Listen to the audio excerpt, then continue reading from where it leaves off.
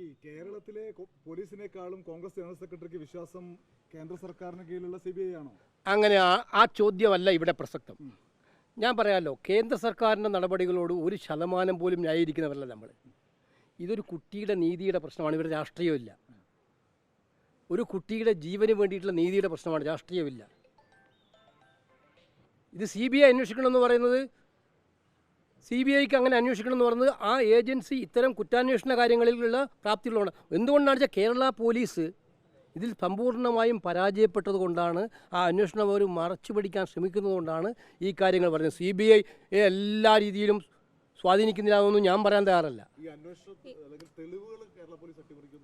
ഉറപ്പാണ് തെളിവ്. അതിനു വേണ്ടിയിട്ടാണല്ലോ ഇതിനകത്ത് ചെയ്യേണ്ടത്. ഞാൻ ചോദിക്കുന്ന ചോദ്യം, ഇതിനൊന്നും മറക്കാനില്ലെങ്കിൽ മുഖ്യമന്ത്രി നമ്മൾ ആദ്യം എന്താ പ്രതീക്ഷിക്കുന്നത്? ഈ സംഭവം ഉണ്ടായ ഉടനെ തന്നെ ആ വീട്ടിൽ പോയി സന്ദർശിച്ച് അവർക്ക് ആ കുടുംബം എന്താണോ ആവശ്യപ്പെടുന്നത്, ഏത് അന്വേഷണമാണോ ആവശ്യപ്പെടുന്നത്, ആ അന്വേഷണം പ്രഖ്യാപിക്കുക.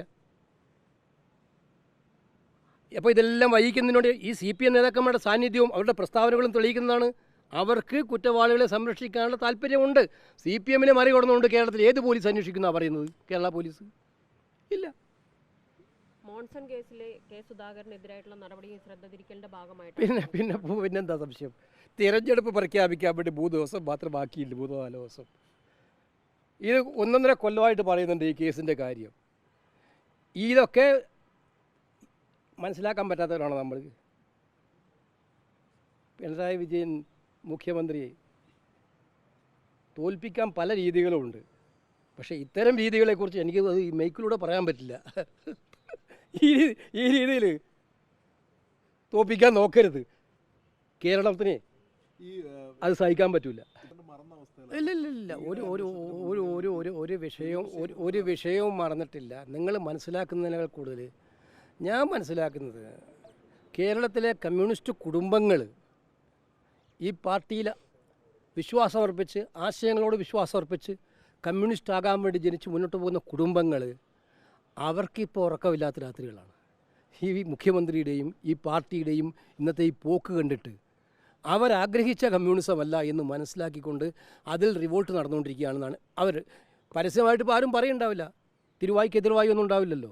പക്ഷേ കൃത്യമായിട്ട് മനസാക്ഷിയുള്ള കമ്മ്യൂണിസ്റ്റുകാരന്, പ്രതികരണശേഷിയുള്ള കമ്മ്യൂണിസ്റ്റുകാരന് പ്രതികരിക്കുന്നത് ഈ വിഷയങ്ങളൊന്നും അങ്ങനെ മറച്ചു പിടിക്കാൻ പറ്റില്ല. നമുക്കറിയാലോ, ആലപ്പുഴയിൽ കരിമണൽ ഖനനത്തിന് വേണ്ടിയിട്ട് ഏക്കർ കണക്കിന് ഭൂമി കൊടുക്കാൻ വേണ്ടി ജില്ലാ സമിതി ശുപാർശ ചെയ്തത് ആരും പറയാതെയാണോ ചെയ്തത്? IRLൻ്റെ മണവിൽ കരിമണൽ കടത്താൻ സ്വകാര്യ കമ്പനികൾക്കെല്ലാം ഒത്താശയും ചെയ്തു കൊടുത്തത് ആരും അറിയാതെയാണോ? ഇതെല്ലാം അന്വേഷണത്തിൽ പുറത്തു വരണം. ഇതെല്ലാം പുറത്തു വരുന്നില്ലെങ്കിൽ ഈ കാര്യത്തിൽ കേന്ദ്ര ഏജൻസികൾ എന്ത് ചെയ്യുന്നുള്ളതിനെക്കുറിച്ച് സംശയമുണ്ട്. ലോക്സഭാ തെരഞ്ഞെടുപ്പിൽ എന്തൊക്കെ സെറ്റിങ്സാണ് നടന്നിരിക്കുന്നത് വരും ദിവസങ്ങളിൽ കൂടുതൽ വ്യക്തമാവും. വരട്ടെ, അപ്പോൾ നമുക്ക് പറയാം.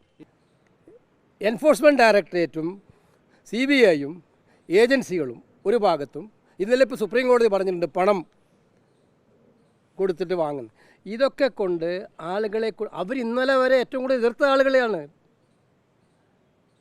അവർ കൊണ്ടുപോയിക്കൊണ്ടിരിക്കുന്നത്. അപ്പോൾ വാഷിംഗ് മെഷീനായിട്ട് BJP മാറിക്കൊണ്ടിരിക്കുകയാണ്. അതിപ്പം കോൺഗ്രസിനകത്ത് ഞങ്ങൾ ഇപ്പം ഈ കോൺഗ്രസ് മാത്രമല്ല, എല്ലാ പാർട്ടികൾക്കും നട്ടെല്ലുള്ള, ചങ്കൂറ്റമുള്ള ഏത് വെല്ലുവിളിയെയും ഈ കെട്ടകാലത്ത് നേരിടാൻ തയ്യാറുള്ള ആളുകൾക്ക് മാത്രമേ ഇന്നത്തെ കാലത്ത് പ്രതിപക്ഷ രാഷ്ട്രീയ പ്രവർത്തനം നടത്താൻ പറ്റുള്ളൂ. അത് നടത്താൻ പറ്റുന്നവരുണ്ട്, ഞങ്ങൾക്ക് ശക്തമായിട്ടുണ്ട്.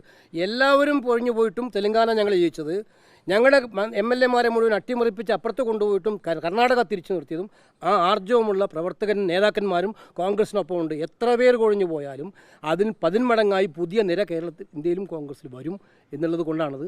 ഞങ്ങൾക്കതുകൊണ്ട് ഒരു പേടിയില്ല. ഈ ഒരു ദുർഭരണത്തിനെതിരായിട്ടുള്ള, ഈ ഒരു ഫാസിസ്റ്റ് ഭരണത്തിനെതിരായിട്ടുള്ള പോരാട്ടം എന്ത് വില കൊടുത്തും മുന്നോട്ട് കൊണ്ടുപോവുക തന്നെ ചെയ്യും. ഓക്കെ.